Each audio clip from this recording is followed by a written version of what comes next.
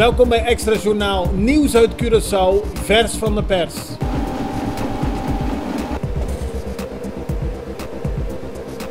En dit is het nieuws van vandaag. Nederland erkent Juan Guaidó als interim-president van Venezuela. Dat heeft minister Stef Blok van Buitenlandse Zaken vanochtend gemeld. Het kabinet heeft hiertoe besloten omdat president Nicolás Maduro niet tegemoet is gekomen aan een ultimatum van een aantal landen van de Europese Unie, waaronder Nederland. Verschillende landen riepen Maduro vorige week op binnen 8 dagen vrije verkiezingen uit te schrijven.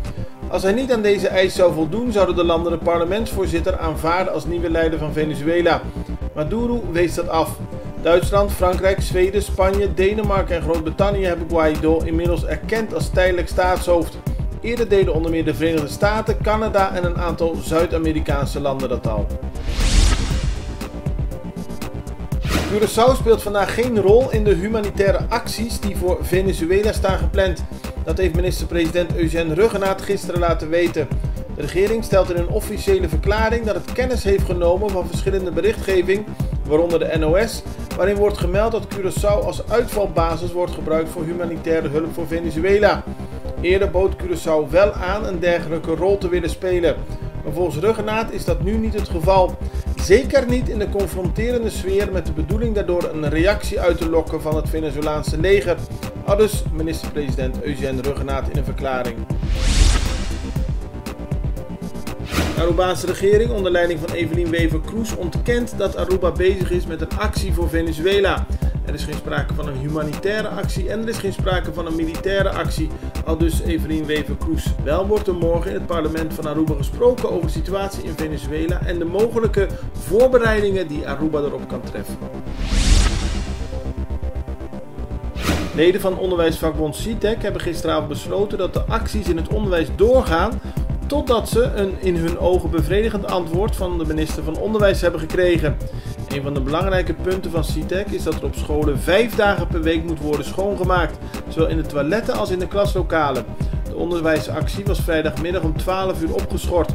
Gisteren kwamen de leden bijeen en daar werd bepaald dat er nog steeds geen antwoord is gekomen van de minister Alcala Wallé. Daarom worden de acties vandaag gewoon weer voortgezet, aldus CITEC. Het schoolbestuur voor protestants onderwijs, VPCO, heeft een bericht aan ouders en medewerkers doen uitgaan. Hierin staat dat het initiatief om aanstaande woensdag op een positieve wijze expressie te geven aan de zorgen omtrent het onderwijs te veel onrust lijkt te veroorzaken. Om die reden wordt de actie uitgesteld. Het is nooit de bedoeling geweest van de Vereniging Protestant Christelijk Onderwijs om zich aan te sluiten bij de acties van CITEC. De VPCO keurt de werkwijze van CITEC af en kan zich niet verenigen met haar standpunten. De bedoeling was om aanstaande woensdag een positief protest te organiseren, maar dat gaat dus nu niet door, aldus algemeen directeur Magali van der Punt George.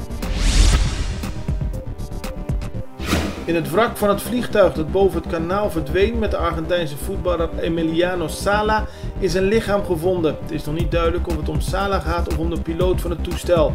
Het is bijna 2 weken geleden dat de Piper Malibu 46 met erin Sala van de radar verdween.